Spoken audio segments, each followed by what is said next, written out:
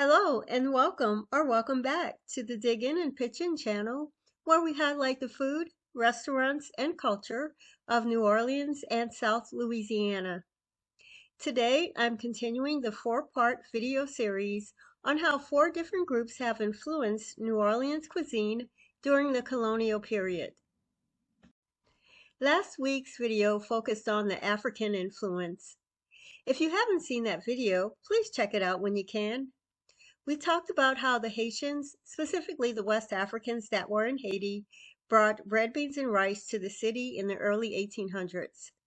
We also talked about how the name gumbo comes from the West African word for okra.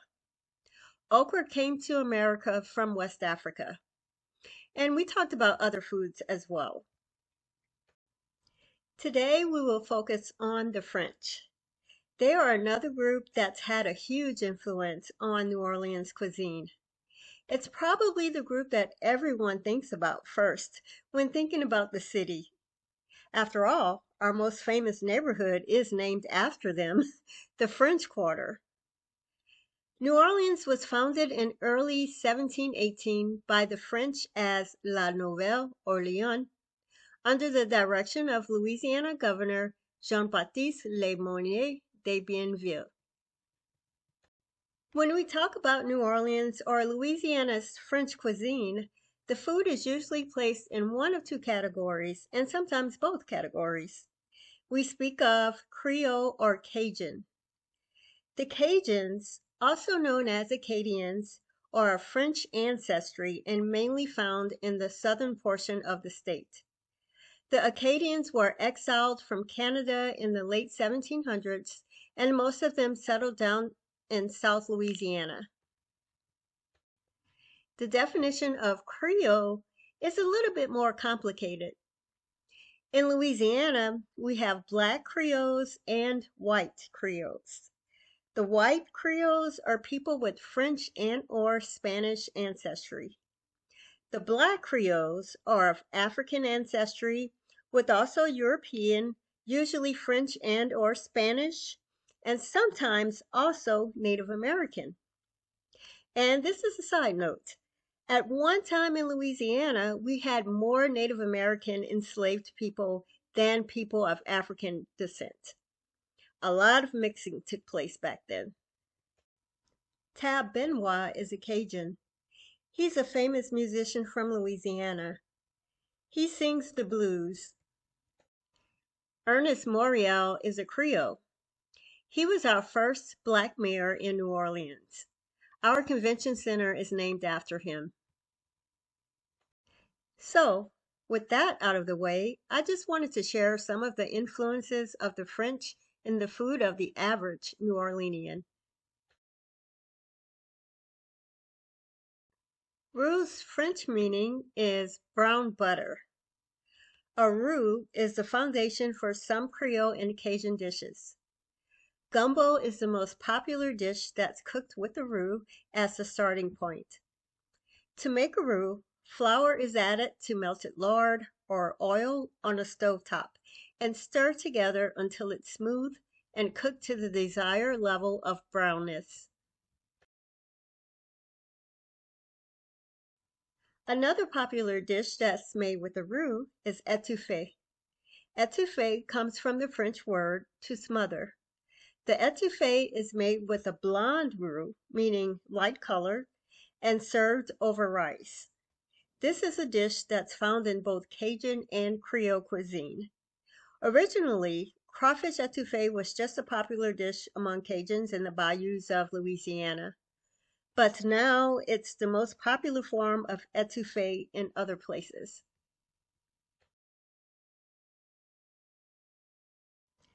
Andouille is a smoked sausage made using pork.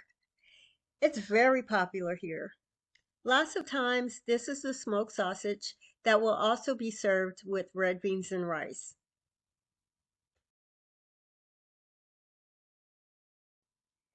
Just think, po' boys. A po' boy wouldn't be a po' boy without French bread.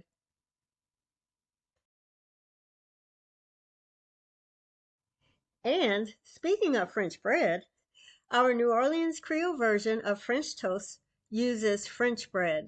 It is known as pain perdu, translated as lost bread.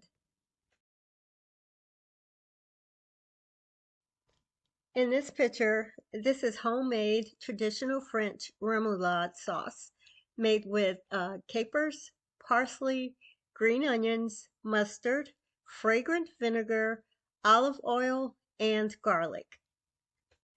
Louisiana remoulade can vary from the French African Creole, the rustic Afro-Caribbean Creole, or the classic Cajun version.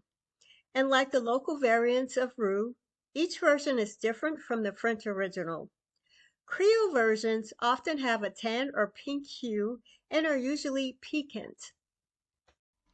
Louisiana-style remoulades fall generally into one of two categories: those with a mayonnaise base and those with an oil base, but sometimes both mayonnaise and oil are used.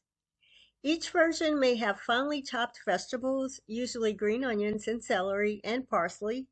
Most are made with either Creole or stone ground mustard. Salt, black pepper, and cayenne pepper are also standard ingredients. Pralines were brought to New Orleans by the French, and the original French recipe used almonds.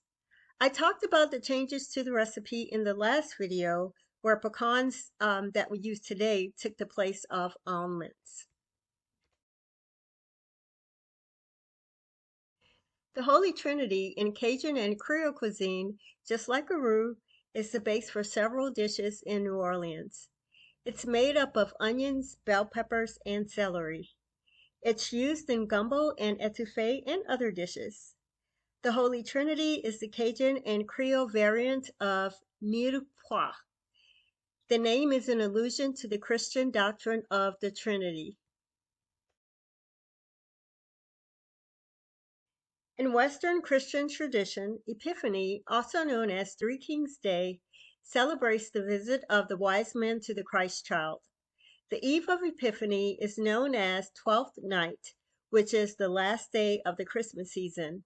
And Epiphany Day itself, January 6th, is when king cake season / Mardi Gras season starts.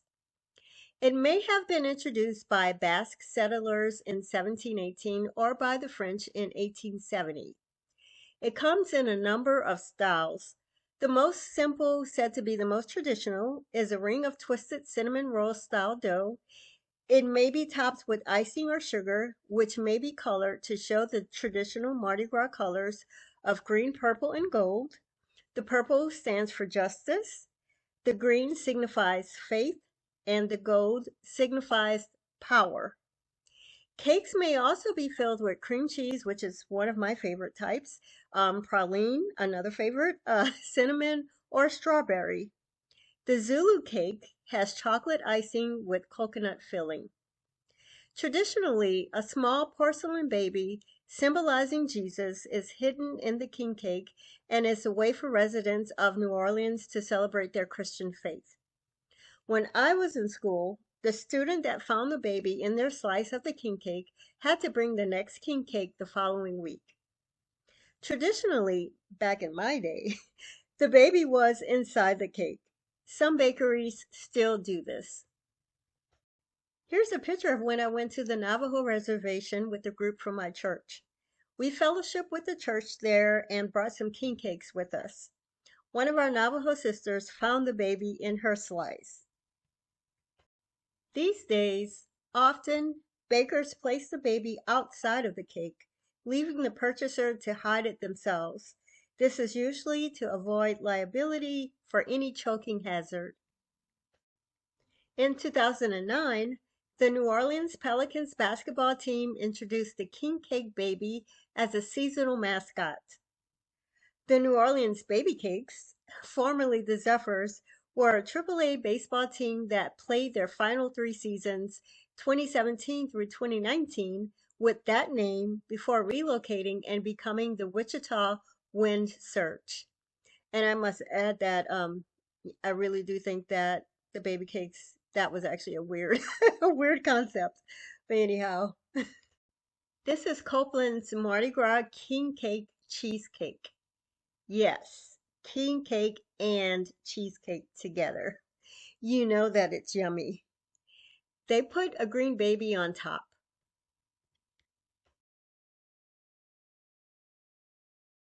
I saved the best for last. Beignets are square donuts covered in powdered sugar. French colonists introduced them to Louisiana in the 18th century. They were made the official Louisiana state donut in 1986. Another type of beignet that's popular with locals is the glazed beignet found at Antoine's Bakery. They are always served hot and fresh. For the next video in this series, I will focus on the Native American influence on New Orleans cuisine. Please stay tuned. Thanks so much for your time and attention. If you like this video, please click like and subscribe so that you can be notified whenever I upload more videos highlighting New Orleans and South Louisiana's food, restaurants, and culture. Be blessed.